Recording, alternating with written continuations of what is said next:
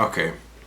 I selected 5 different transitions between cuts, and I'm gonna explain for each one when it's best used and why it's used, and what sort of effect it has on the viewer, and maybe what it's trying to express, if there's like a hidden meaning behind the actual cut, or if there's or if it's just made to look cool, depending on the scene, of course.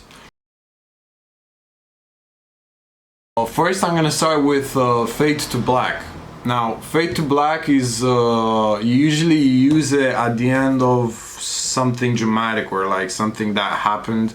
Okay, so something happens, and then after the end of that scene, when that something happened, it's fade to black, to a black screen.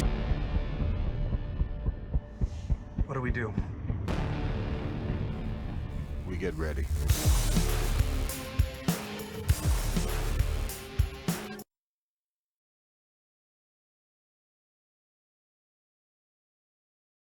Next shot is the wipe shot. Now the wipe shot is usually when from one side of the screen you sort of have the cut, okay, so there's the scene that you're on right now, and then the screen sort of like pans like this to the next scene while it's playing as well. This is also used when you sort of want to show the perspectives of 2 different characters, especially when they're both speaking on the same subject. This would be done in order to pretty much create like a good contrast between what different opinions might be on the same subject. It's very, very useful and very effective as well. Now the next transition is called Dissolve. This one is pretty much used when let's say there's a scene, for example, a very popular scene is from Psycho. The scene where there's the blood going down the drain, and then after that the transition sort of dissolves from the drain to the eye.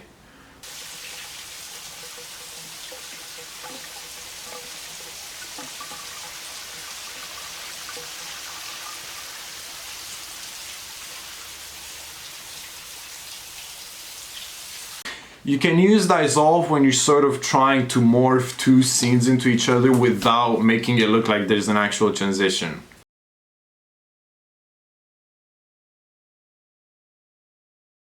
L-cut is when there is one sound that goes across multiple cuts. Usually an L-cut is whenever there's a scream. Usually you see this in horror movies a whole lot. There's a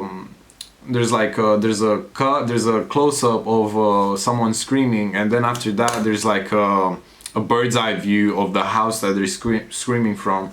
That's a perfect example of an L-cut.